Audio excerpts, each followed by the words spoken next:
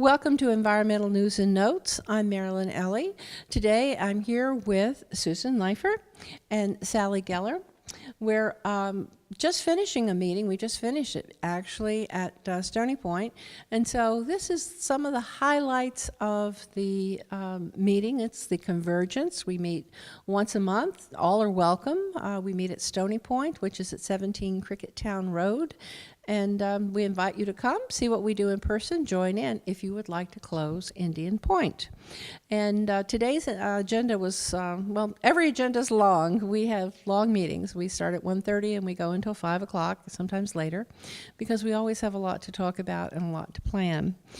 We started off today talking about Tier 3. Tier 3, you may recall, if you've heard of it before, is what the governor would like to do in order to keep 3 upstate nuclear power plants in operation. He'd like to do that because he's very concerned about jobs, and the way he wants to do that is to charge you money on your electricity bill. Susan, do you want to add a few words about that? Well, it's not only put it on the electricity bill, but he's keeping plants that are no longer viable economically, and he's keeping these plants open that may not even be safe anymore. The plants themselves are old, aging. The money will go to perhaps strengthen the plants or perhaps not. But it's curious that we're going to end up with 4 damaged nuclear plants in New York State. And, and I don't quite understand the reasoning behind it.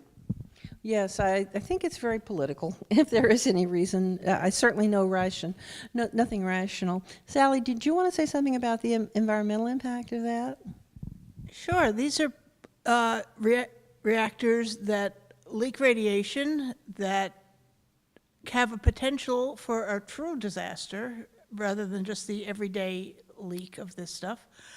And they're spending $7 billion of ratepayer money to keep these things running when they could take that and use it for the offshore wind, use it for solar, use it for tidal energy, use it for efficiency. First and foremost, we need to use less energy.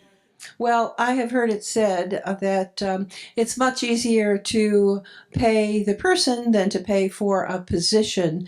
And I think that's very true with these nuclear power plants. Certainly the people that work there need transition to other jobs or maybe to stay there and work on decommissioning the reactors that are there. But keeping them open when they're struggling and cannot make it in the marketplace is not good business. And it's not good business to give a $7.2 billion subsidy that, as planned, will go to stockholders. You're taking it from the ratepayers, that's people watching this show, and giving it to the stockholders who really own the company. It's not democratic, and it's just not right. There's a group that has a number that you can get involved. You'll see it on your screen, and it says, call Governor Cuomo today. Call him at 866-772-8343 and tell him that we don't want that radioactive tax. And they also have a number where you can tweet him, which I thought was really good. So do take that action. And fortunately, we do have a lot of organizations on a state level that are fighting this. They're using something called Article 78. Article 78 gives everybody actually the opportunity to challenge what actions government is taking and ask for a review in the court. 99% of Article 78 99% of Article 78s that are filed get thrown out. Manager Green of Clearwater was talking about that. She gave us a little thumbnail sketch of how that works. While it says on paper that every citizen is entitled to file an Article 78, it really takes a lot of legal expertise. It takes a lawyer, it takes money, it takes a lot of time and effort and energy. So we are lucky to have NYPIRG and Food and Water Watch taking the lead in following this and filing some Article 78 petitions that hopefully will make their way through the legal system and be one of the ways to block this really nuclear boondoggle. That's really the only thing to call it.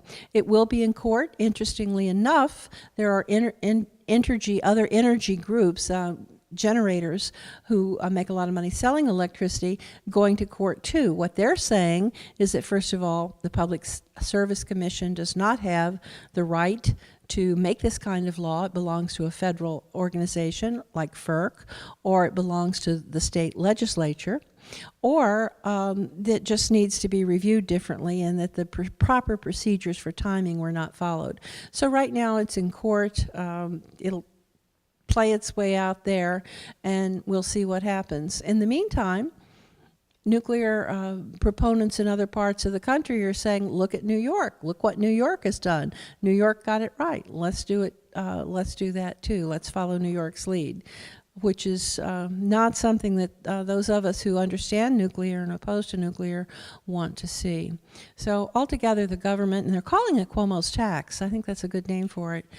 If you want to find out more about it, you can certainly Google Cuomo's tax, and you'll come up with a lot of information from NYPIRG and from Food and Water Watch, and there's a lot on the Clearwater website, and some information on the Indian Point Safe Energy Coalition website as well. Let's see. We talked about video. I want to add something to it, because Sure. the most shocking thing about the $7.8 billion being offered to nuclear, it's more than doubled what's being offered to the renewable portfolio. And it makes no sense to sink all that money into plants to die, who are going to die, or permanently be lapsed, when you could put the money into some sort of ongoing clean energy, which is what we're all fighting for. Absolutely, and we know nuclear is not clean electricity. We know that. We mentioned efficiency. Sally, you talked about that. What would you like to say to everybody that's watching this show about efficiency as a way to move towards clean energy? Well, the best way of doing energy is to use less of it. The best is to just not use it at all. To turn your lights off when you leave the room. To raise the temperature of your air conditioner in the summer and lower the heat in the winter. To drive a little bit less, walk a little bit more. Hey, it's healthy. There's so many ways. And yeah, these little things are little things, but if a lot of us do them, they add up. And we also need to look at things like weather stripping and all the little things around your home that I forget what percentage of our excess energy is used in the home. It's crazy. We use way more than we need to. And if we use less, we can turn the nuclear plant down for an hour here and there. We can, not necessarily, they have to keep running, but we don't have to turn the peak power plant on necessarily. That's right. We can close the nuclear plant, which is what we want to do anyway. Bob Alpart was talking about let me get this right. I'm going to look at it so I can get it right. He's talking about the Offshore Wind Association, and he says that they would like to, by 2030, they're talking about 5,000 megawatts of offshore wind.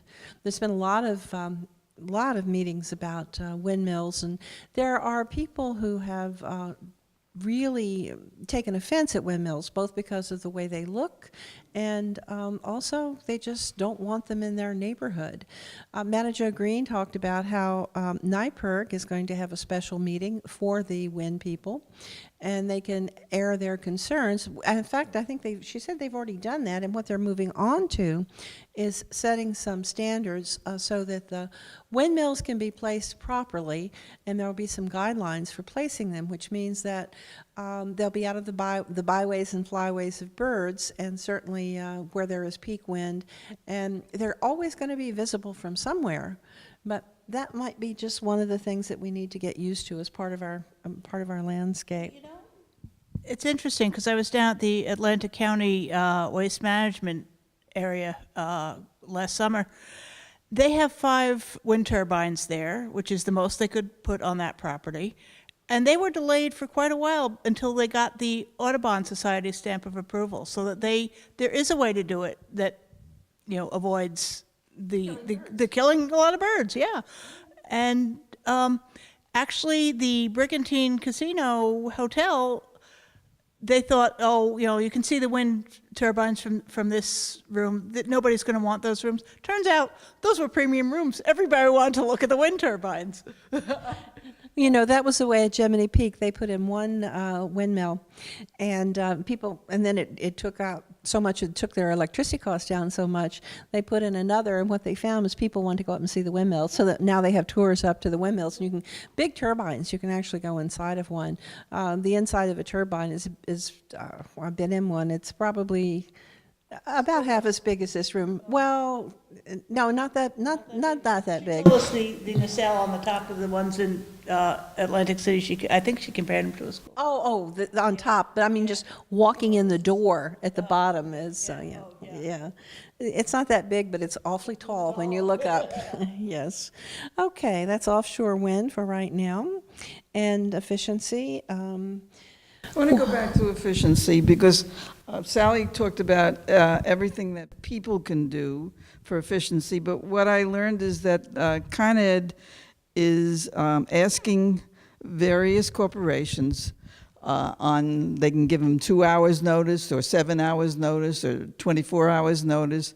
Between 4 and 6 o'clock, you turn down all your lights or you turn down your computer machines. And in doing that, you save an enormous amount of electricity because we use half of our energy for everyday use, and the other expenses, the other half of the expenses, is for just a few hours during the summer and a few hours during the winter. And so it's really important to think of conserving energy.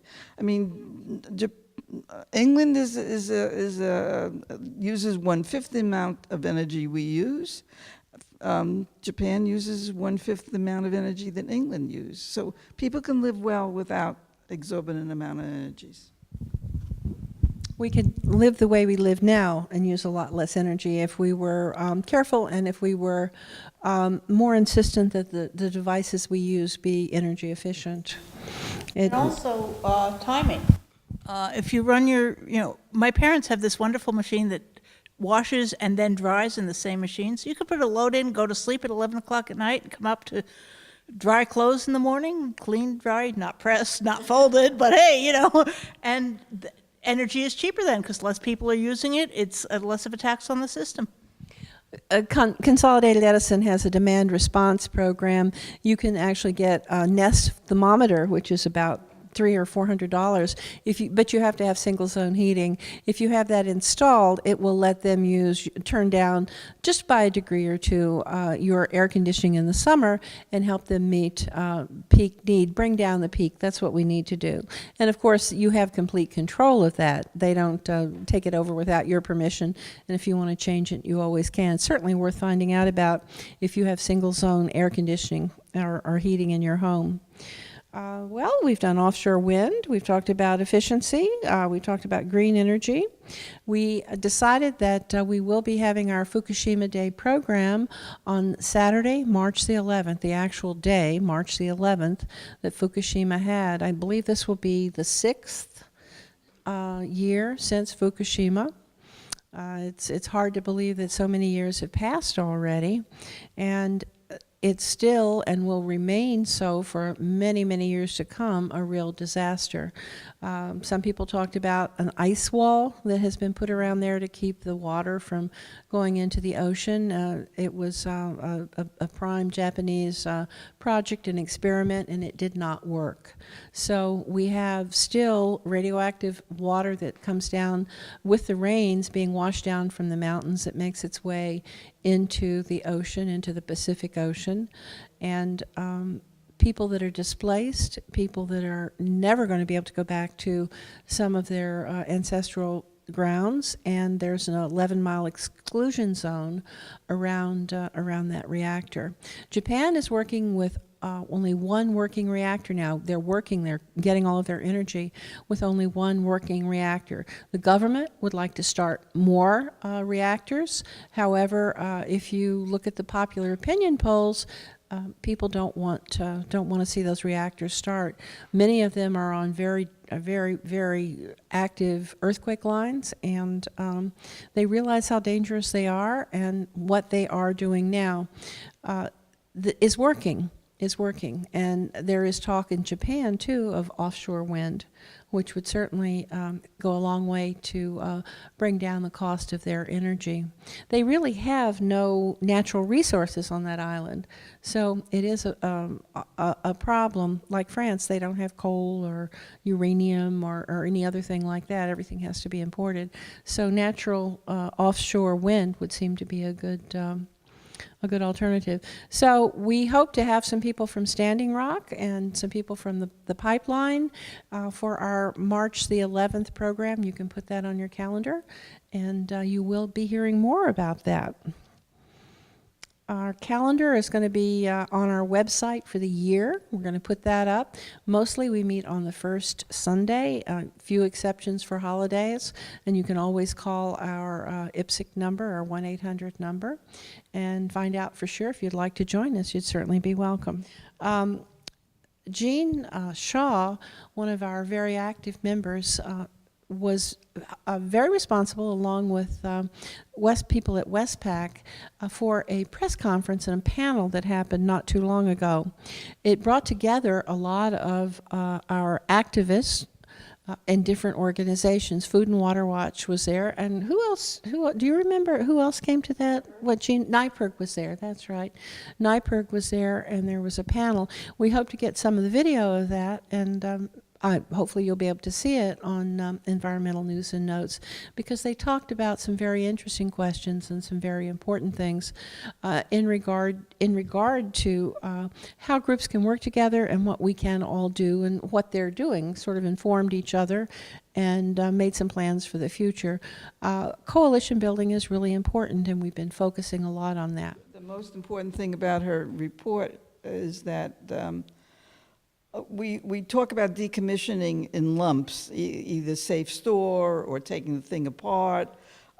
She talked about the idea that there is a better way for decommissioning, and we're going to be stuck with the results. I believe Indian Point is the biggest stockpile of used nuclear rods in the whole world. So that we're going to be talking about this for a very, very long time.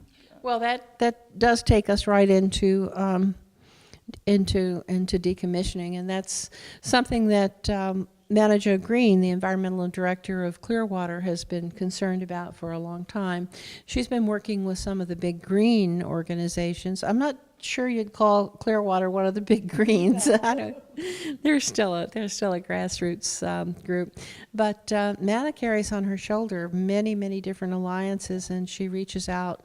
Just has a very wide reach to different organizations and different greens, different labor groups and different green groups, and she meets here with us at the Convergence at Stony Point as well. So she's talking about the need for decommissioning right now. For me, I don't know. When I think about it, I think about, well, let's get them closed first, and then we'll worry about decommissioning. But that wasn't exactly her idea. I don't think that's your idea either, is it, Sally? No, I'm concerned that if you just kind of close it and walk away, nobody's responsible for this mass of irradiated fuel rods that just sit there next to the river, liable to, should there be a long enough power outage and the water start draining out, to overheat and create a disaster like Fukushima, to be inundated with floodwater, which I don't know what that would do. Or simply, you know, as the buildings age, if nobody's watching it, if nobody's made plans for it, what happens? There's, you know, talk about the Department of Energy consent-based, move it and store it somewhere in Mobile Chernobyls or parking lot whatevers. Moving that is scary. What do you do? Move it down the river where it could, like, you know, flip over and irradiate the river, or take it on trucks or trains? We need to know what we're going to do with it before we just like turn off the switch and pretend it's all going away, because it's not. No, there is no way, and we can't pretend with that. The NRC offers several options. One is called Safe Store, which closes the plant under supervision, there are regulations for different types of supervision and what has to happen. But Safe Store lets the waste sit there for up to 80 years. Problems with Safe Store is that who knows if the company will even be there in 80 years to come back and complete the job. The companies like this because A, they don't have to deal with it now, and B, they say, well, we have this decommissioning fund, which is true. It's been collected from the ratepayers over the years, and if it sits for a while, that fund will grow. Well, also prices grow and costs grow, so everything grows, over time. So letting the plant just sit there for 80 years is really not a good idea. There is a more rapid way to do decommissioning. You have to be careful with that because you don't want the workers exposed to a lot of money, a lot of radiation. It costs a lot of money. And the other thing in regard to decommissioning it rapidly is that you have to have some place to put the waste. And the point of the Indian Point Safe Energy Coalition has always been waste stays in the communities that use the electricity. I think that's only fair. You clean up your own mess. You don't send it off to somebody, particularly somebody who doesn't want it. It needs to be looked at carefully, and it does probably really need to be looked at starting right now because the plant will have to close, and we need plans in place for that. And it's good to know that there are people in groups that are getting together and talking about it and looking at that. Susan, did you want to add something? I think the scary part for me is that you're going to decommission a plant, and there's no guarantee that that company that owns the plant is going to be there to do it.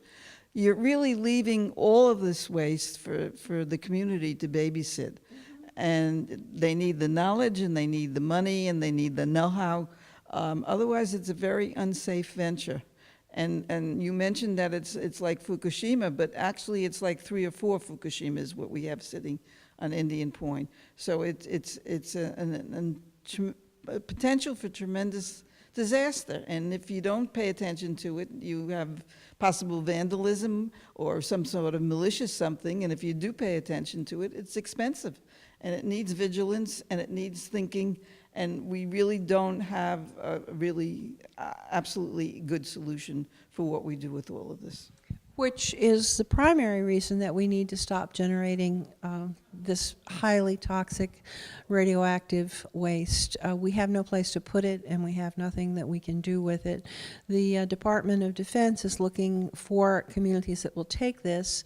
They're using something called consent-based management, but when you look at the way they're generating consent, it's highly questionable.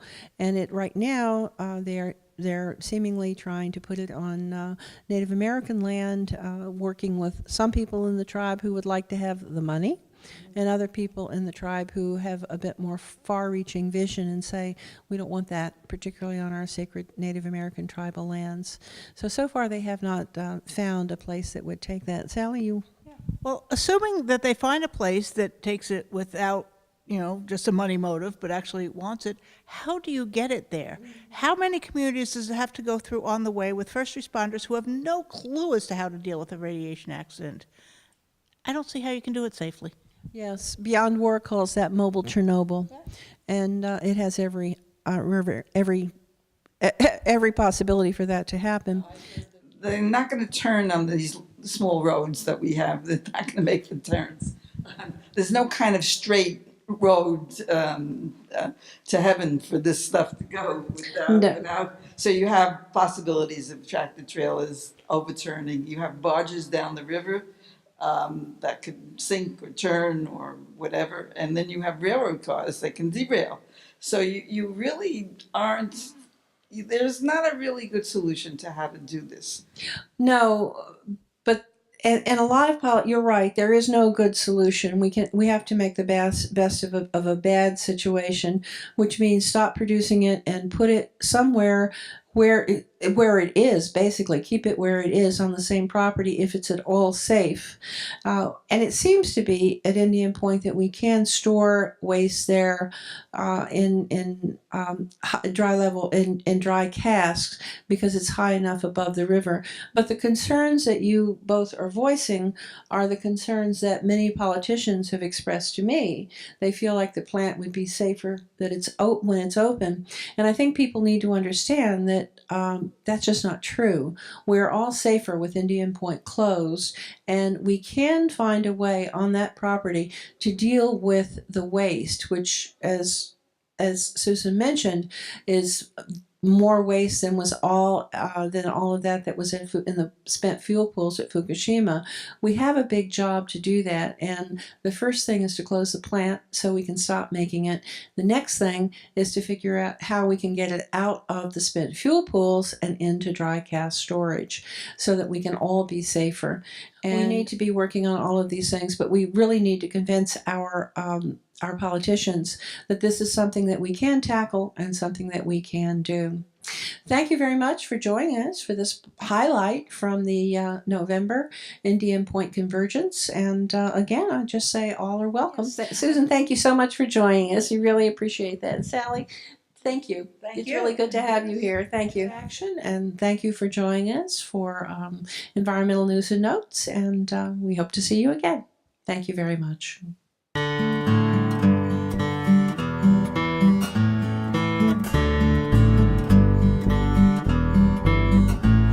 I saw a great big tourist bus of folks from out of town. For 40 days and 40 nights, they covered miles of ground. They had a map and compass, but they still were not arriving. Oh, they couldn't get to Pleasantville, so they kept on driving. And then one day the sirens blew, the county was aghast. It seems the aging nuke plant had an accident at last. The stockholders